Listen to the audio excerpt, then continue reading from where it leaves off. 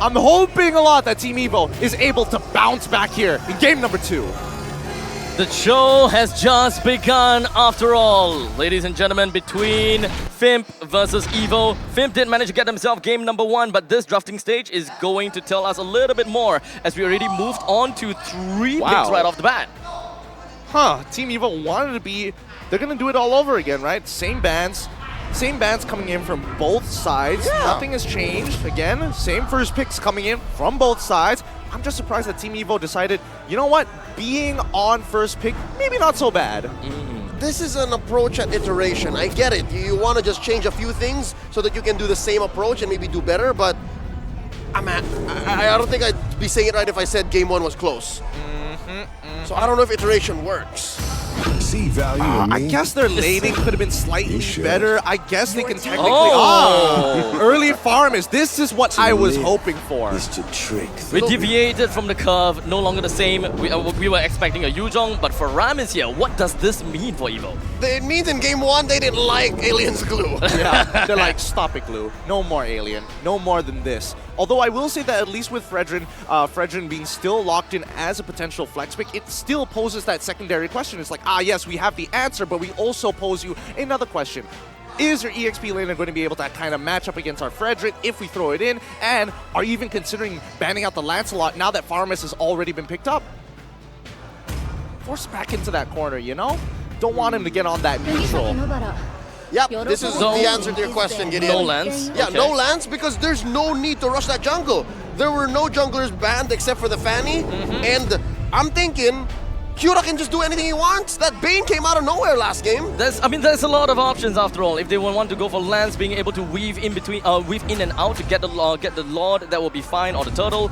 I mean, Arkai is a very oppressive jungler as well. Just being able to just push everyone away. I think that could very much be one of the perfect options for Fim, depending on how this banning stage goes. With this Claude ban, I understand, and I think Coach Bad Galsef and their analyst Osprey saw this coming. Yeah, they're gonna try to repair the situation, pick up the Faramis. Let's get the counter pick up, the Melissa, and then give Sunshine a winning pick. Yep, and they're gonna really punish this gold lane, right? We see the Claude immediately banned out. And I'm expecting the Beatrix to come out pretty soon after, or even the carry. Personally, I don't mind the carry getting let through in comparison to the Beatrix, but that's a personal preference. We don't know about the team. Coming back to Team EVO, the fact that they banned out the Franco already tells us that, okay, we need to make sure that there's a possibility that there is no possibility that if we lock in Joy for ourselves, at the very least, nobody can stop her, nobody can suppress her. Oh yeah, there has been an uncanny and uncharacteristic absence of Joy this time around, but the suppress heroes are still high priority. Oh no, Fireflux attacking Biston's hero pool. As expected, as expected. I'm a little surprised they wanted to get rid of the Harrod this time. I guess there is a level, as the quote said, of respect, but they will manage. So despite the fact that when it comes down to statistics-wise, Harif didn't seem to do that much in the previous game, but it's pretty much said to be true that the Harif did do something to their either mental or the fact that it did do something to them. Well, I think it's definitely a lot of respect for sure. Atlas as well. Yep, both FIMP and Team EVO, they're looking at each other, they're like, all right, eye for an eye, we are equals. Then this has to be the Minotaur, right? I mean, sounds like it. One or the other comes up and then you just win even with a Cult Altar. The Minotaur just says, yes please.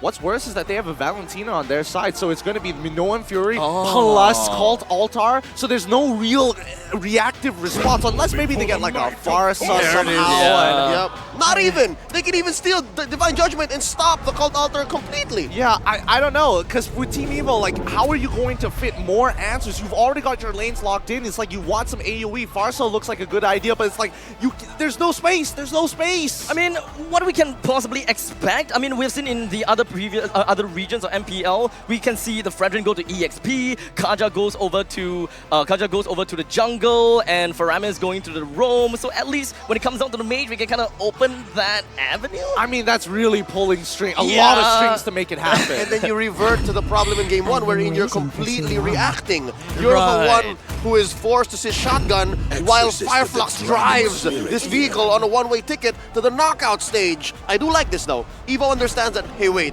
they still have that hero pick for Alien that could just flex. But right now they're looking for a jungler. What is this? Lancelot, Bane? I like the Bane. Yeah, the Bane, is again. still Like, good. Why not, right? I mean, yes, you can technically go for Lancelot, but honestly, with the amount of AoE damage that you have, the AoE setup that you have, the Melissa who's able to hit multiple targets at once with the activated muddles, might as well, right? A deadly catch to kind of seal the deal. And just push real quick. That's one of the problems that exacerbated EVO's situation in Game 1. EVO's situation in Game 1. So what are we looking for? More damaging jungler or more utility jungler? Damage. Damage Ling? How about all the Okay. damage? All the damage, all the Okay. chips. Okay. And Amon, I think this is the third time that we've seen Amon. Yep, second time in the hands of Fireflux. I'm so surprised. I'm very surprised that he Good decided to do surprise. this. I'm here for it. They're gonna go Death Ball. Because if you go for the Bane or something else that is similar, you're attacking objectives. You're honest about it. But this time around, Fireflux says, nah, let's kill them first, and then we go for the objectives. Oh boy, this is going to be quite the game, but I think, I have to admit, FIMP, I think they've got this in the bag. I like Just it. like that? Okay. Just like that, what other responses could you possibly get? Even if you get creative, right? How many 50-50 gambits must you take to get ahead? Minoan's Fury, we're looking at the Cult's Altar as well. The answers, it's not really presented. Valentina issues. That's what's scarier. That's scary. You're posing questions while presenting answers as well. Fireflux Impunity looking to go for the throat here, looking for the sweep. What does EVO have to present to stop them from doing that? Now, what I'm looking at from the side of him, it kind of seems like it's almost like that that front four that Gideon was talking about. They're just rushing onto the orange buff, albeit a little bit of the flip side, right? Yes. I call it the fast four. A fast four. Exactly. Family. Exactly. Because initially, we saw this from Echo. We saw how they abused the fact that Carlton C is walking into Little Wanderer and is like, I'm about to hit my ultimate. You really want to fight me on this? And we can really turn that momentum very, very quickly. But in terms for Team EVO, this early game is going to be an all or nothing at level 4. 20 August, please don't die. Aggressive opening, aggressive positioning from 20 August, already expended the flicker, trying to get himself away. Luckily, Wait, one more skill is shot. this buying time? Oh. Okay. He's alive.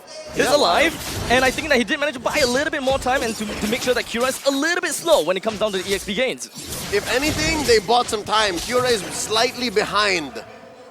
I think Kira is actually going to be a lot more behind than we're going to imagine here, right? Your name should be hitting level 5 off of this gold crap. The fact that he was able to... Wait, did he get the Little Wanderer? It was on top side, so he got the Little Wanderer as well. He should be hitting level 5 very, very soon in comparison to Kira, who's only going to hit level 4 right after this camp. Yep, there we go, level 4. And then as expected, Your Name is going to be walking over to the neutral. Though early 300 gap between the two junglers, I think that is definitely going to make quite a bit of difference when it comes to the upcoming jungler. Oh, Opa going down that early, not what we want to see.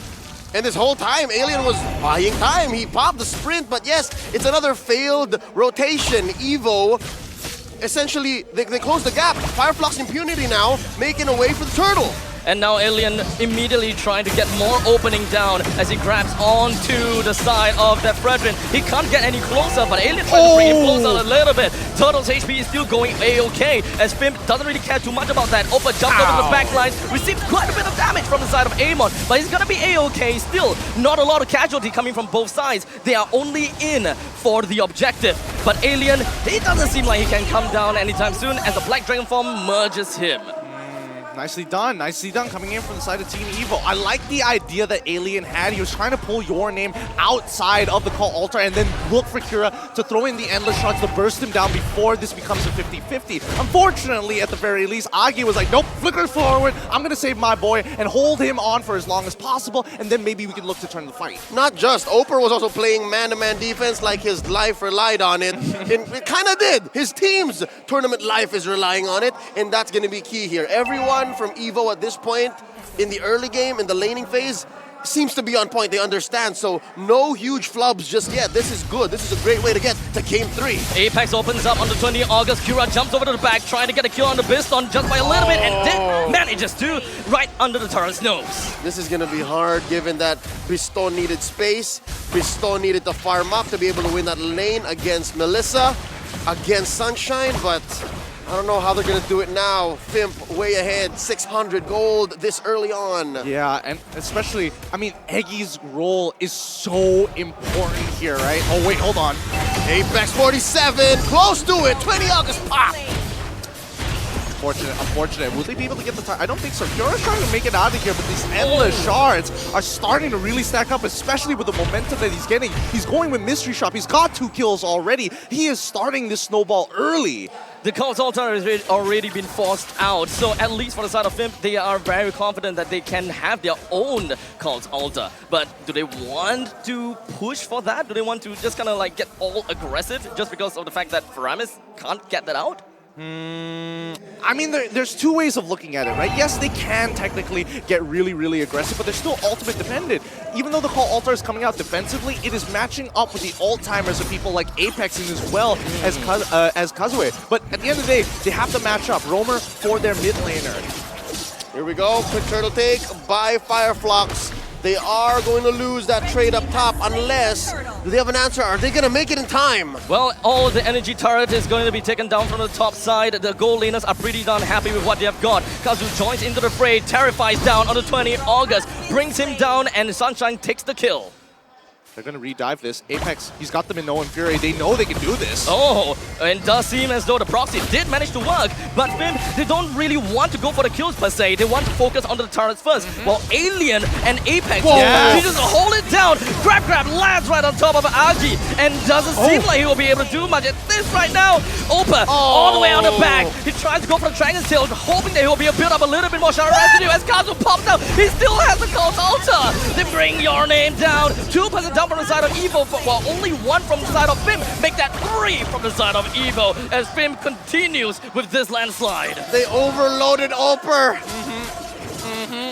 True, that was a beautiful fight coming out of FIMP. Apex, my God. Let's look at the replay one more time and let me explain to you how insane this was. They hold them hostage underneath the tier 2, in between the tier 1 and tier 2, until they see the full commitment as Alien pulls 1 back. The Mignon Fury looks great, and Opera, he responds correctly, but Apex delays him ever so slightly. That 1 second could be 1 extra second of him being in this residue. The Dragon Tail doesn't connect to Kazue to secure the kill at the same time. 1 second difference. I'm not so sure if now it's a Terrify or it's just Oper not finding the right targets, right? Is it him just going, which way, or literally he had no choice? It's the Terrify. That's the best way to kind of explain it, right? Because at the end of the day, you need to be able to secure these kills, but if you have enough heal, and especially if you have the time being bought by Apex and as well as Kazue, it's even better. Look at this snowball! This is so terrible! Under 7 minutes, Fireflux have already committed Grand Theft Orange. And we're not even to the Lord state just yet. This is the last turtle of the game, and they're barreling on ahead. Almost 5k ahead. They're outgunned, they're outmanned, and look at this Apex! Damned if you do, damned if you don't. EVO still wants to take the fight onto the Lord as the turtle, but unfortunately they can't bring it down. Your Name takes the first blood, or rather he himself goes down first. Ag also down. EVO gonna have to go on a full retreat, losing the turtle as well as the middle lane first tier turret. Abstract, it might as well have been the Lord. At the way Fireflux is going, how quick it is. It should have been, huh? Yep. I mean, these next 3 minutes, it's just recovery. It's just trying to stop the bleeding from Team EVO. For FIMP, you have now full access to Team EVO's jungle and Opper. The snowball is way too huge at this point in time. EVO finds it hard to come back into this, and they try to defend the second tier. Doesn't quite work. 20 August is all the way in the front lines, and still having some a bit of respect from the side of FIMP. I don't know. At this point, I feel like FIMP just disrespect them at this point because it's really hard to lose from this particular position, and knowing that if you are moving as 5, it's very hard to make these minimal mistakes at the end of the day, right? Tier 2s are going to start falling, and you're right, Leo. It's basically like taking the Lord. They're going to take every single outer turret and leave the inhibitors for the Lord to start crashing into. Say what you will about the next few minutes being recovery, but I don't think Fireflux is going to allow them to do just that. No. I was looking at their inventory earlier on, talking about EVO here. A lot of them built Radiant armor. It costs about 1,800, right? Right. But at this point, I think you need an Athena shield. You're going to need the extra instant magic defense plus the HP regen that you get much faster from this point with the Athena shield, but they just don't have the extra 300. No. It's that tight. They need an instant gratification, right? That's right. They can't stack it up any longer. They can't even hold the fight for too long. Not with the Radiant armor, but wait, what happened there? Four-man. Four-man attack. Sunshine was a little too confident. Yeah, but they also got 20 August to use his flicker, which is, you know, Sunshine's going to look at the rest of his team and like, hey, I'll be back in 10 seconds. Don't worry about it. When the Lord spawns, take your time. I'll be there to join the fight, and we got this game in the bag. I mean, they do have Alien after all. He will be able to create that much amount of space until Sunshine comes back to initiate for the Lord. Ah, well, there's one time that you're okay with the Radiant armor, but wait, look, they're in! It's Apex 47, Minoan's Fury throws everyone else up into the air, and the rest of the members for the side of Flip is pretty much showing the entirety of EVO's like hungry toddlers. They are a man on a mission like possessed, and they want to just go straight in for the inhibitors. It doesn't seem like he would want the game to end right now. Cura finishes him off as he overextends that bit as he wants to hold his team together. Yeah, and Cura, he's not even doing anything too fancy at this point. He's letting his team do a majority of the work. He doesn't want to stack that Radiant armor as quickly as possible, so he just throws his ult, lets the rest of his team do all the damage, and he'll collapse and crumple like paper. This is disconnect, miscommunication across the board, especially from that bottom lane. I think, was I correct to see that it was Eggy who flickered in with a attempted pull? Yep. When you're down 10K? He made a gambit, and and I respect him for that. All in!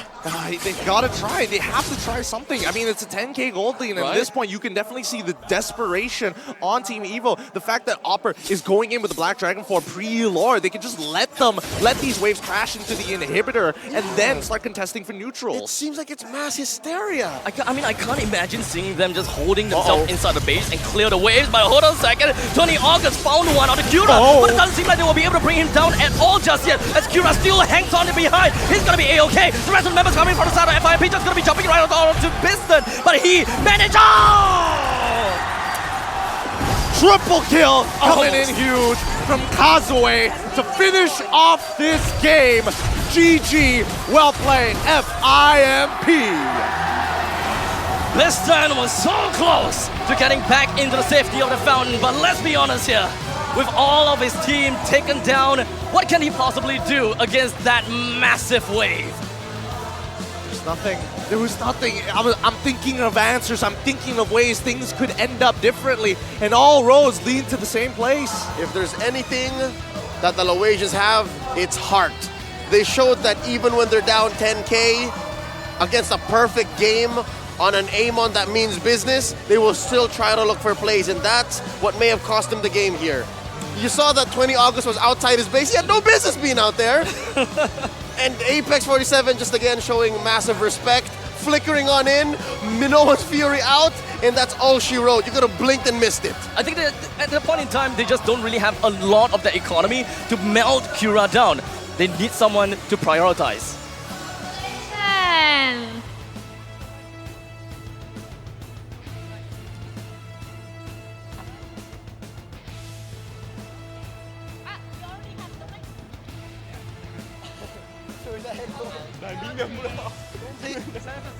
Kanka, no English, I don't have, sorry.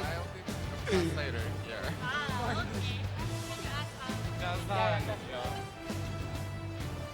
Okay, congratulations to FIMP!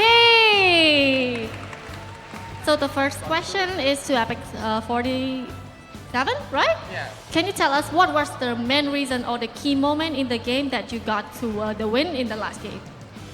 I can hear you with microphone. It's hard for me to hear you with microphone. Oh, so here's the question. can you tell us what was the main reason or the key moment in the game that got you the win in the last game? Geçen oyundaki kazanmamızın nedeni neydi sence Hangi diyor. oyun? Yok son maç. Ya Ya da güzel takım oyunu yapıp kazandık. it was a good team Makromuz fight iyiydi. with macro Good team gaming. fight. Oh, team fight. Oh, okay. So the next question is, personally, who do you think will win the last match of today between Blacklist International and TODAK? Why? Sence kiminle eşleşeceksiniz? Blacklist mi, TODAK mı? Neden? Bence gruptan Blacklist birinci çıkacak. Blacklist'le eşleşeceğiz. He said that Blacklist is going to be the first on their group, so we will match with Blacklist. Okay, ចឹងគាត់គិតថាសម្រាប់ Blacklist ដែលនឹងធ្វើការប៉ះជាមួយ TODAK ការគិតរបស់គាត់គឺទៅលើ Blacklist. Okay. So the next question is to Sunshine. What's her name? Okay, FIMP will be facing one of the seed 1 team, except Eco in the knockout stage. Which team do you think they favor you the most and why? You asked that which team wants to match with us? Diyor ki Eko dışında bir tane takımla eşleşeceksiniz diyor birinci çıkan gruplarda. Sence hangi takımla eşleşmek istiyorsun ve hangi takım bizimle eşleşmek istiyor sence? Ben Blacklist'ten eşleşmek istiyorum çünkü geçen senenin bir rövanşı olabilir. He wanna match with Blacklist. Maybe it can be a rematch of last year. Really? Blacklist? អឺ អញ្ចឹងក្រុមតែគាត់គិតថានឹងចង់ជប់គឺ Blacklist ដោយសារតែគាត់គិតថាគាត់អាចប្រហែលជារបៀប revenge ដូចជាការសង្សឹកមួយសម្រាប់កាល last year ប្រហែលជាកាលពីឆ្នាំមុនគាត់មានជាមួយនឹងការប្រកួតអីដែលគាត់ចាញ់ទៅលើ Blacklist អញ្ចឹងឆ្នាំហ្នឹងគឺគាត់ចង់ធ្វើការសងសឹក So you want to revenge, right? Yeah. Okay. So the next question is to Sunshine also. Do you think the meta is really shifting in this MSC 2023? Can you tell us more? Kanka niye bana hep soru soruyorlar? Wait. Okay, can I ask what you think about the meta of the MSC? Okay, sure. MSC'deki meta hakkında ne düşünüyorsun diyor. MSC'deki meta hakkında ne düşünüyorsun diyor. Turnuva hakkında. Takım fightları çok güzel geçiyor turnuvada. The team fights are going pretty well because of the meta. Okay. ចាំន័យថាការជាមួយនឹង team fight ក៏ដូចជា meta របស់គាត់គឺល្អដូចគ្នា going very well. Okay, so any word to your fans? Fanlarınıza bir şey söylemek istiyor Bizi musunuz diyor. desteklemeye devam etsin. Keep following us. Okay សង្ឃឹមថាអ្នកទាំងអស់គ្នានៅតែតាមដានពួកគាត់ក៏ដូចជាគ្រប់គ្រងពួកគាត់និង support ពួកគាត់រហូតដល់វគ្គ knock out ដូចគ្នាអរគុណ So now the interview is done, so let's pass the floor to the caster. Thank you. I don't recall if Fireflux has always been this animated and this colorful. I love it. It seems like they're ready for knockouts. They definitely are. And more importantly, they're more animated this time because they've had a little bit of international experience. I mean, I can understand being very nervous during M for a world title here. Yep. But coming into MSC, I feel it's like, okay, one peg down, we can breathe a little, we've been here before, let's do it again. I mean, it is technically one tier lower, so they are definitely getting that breath of fresh air. They're starting to get things a little bit more experienced. The first one that we went to was like high stakes. So right now, you know, they've got the understanding now. Let's look at the MVP this time around. And yes, it's Cura on that perfect Amon game. 8-0 and 10. Look, he didn't even Yikes. finish the Swift crossbow. Yep.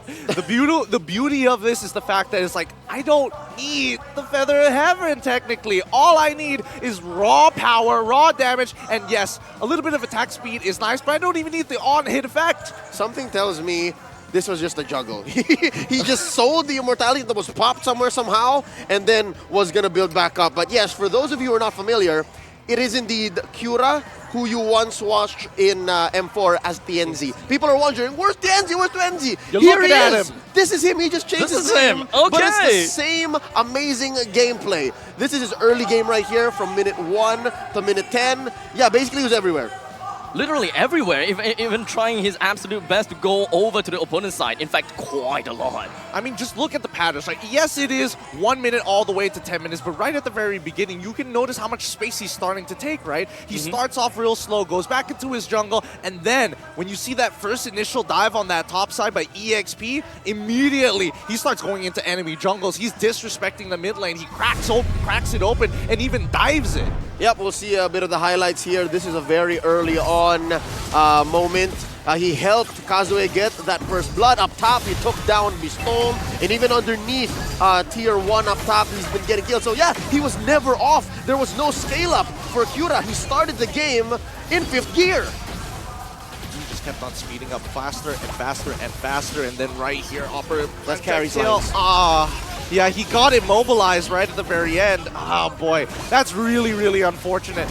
At the end of the day, at least for me, Cura coming up with a 90% team fight participation. The fact is, even when Melissa isn't there, there is damage coming through. Just look at the way that he's just shredding his opponents. Just one item, a genius one, more than enough. Completely untouched in most of these situations, and even if anyone were to touch him, then it will be during the cult altar. This guy has got 0 death exactly because of positioning and the fact that he is just donning his name as the assassination guy. Yep. Cool guy walking away, not looking at the explosion moments. A lot of them here for Cura. And this was that last moment where Biston thought he could get away with it. Pow! Blasted by Kazue. And then that's all she wrote. This was 11 minutes something, right? 11:03. I wonder, is this the new record? Is this the newest fastest game record? I think the last one was like 11:27, if I remember correctly. And it was against Fireflux as well. Yeah. In the hands of the M4 champions Echo. So, oh, how about that? A show of strength from the Turkish. Bouncing back, bouncing back against world champions, but looking at the post-game stats so far, I mean, it's really, really sad to see EVO having to take a step back and honestly just leaving the tournament in this fashion. 3-20 from FIMP. They played a strong macro game, and I think, at least for Team EVO, there's a lot to learn from this. Exactly. I mean, Team EVO, they have went through and slogged through so many games in their own qualifiers, coming in here and giving us this performance. I gotta have to say, they did their absolute best, and I gotta give them respect for what they have done. Looking at how Fireflux have built up their items, I still stand by the fact that maybe EVO should have built an Athena shield instead of a Radiant armor. But yeah, you can't pick up 300 gold just nowhere, right? Yeah. So I'm guessing that's what the compromise was, and they needed to get online as soon as possible. But Fireflux was just going way too fast. It's really tough, right? Again, most people would imagine that, Radiant Armor is the way to go. Especially, I mean, it's the obvious choice when you're playing against a Mon. But let's also keep in mind that even Kazue has been scaling up super quickly in this match. I mean, the fact is, he's walking away with a perfect score as well on top of his buddy, in his buddy on a Mon. So if we look at the numbers, that's what I really want to see. Oh, interesting. Alien, as expected, 55% not part of the fight. But Kazue only 70%? So really, the people pushing the momentum were Cura and as well as Apex. The both of them has been constantly in the fight, and I mean, understandably so, right? Cura has got racked up a lot of these kills and assists after all, and Apex, he's pretty much been soaking whatever that he can and trying to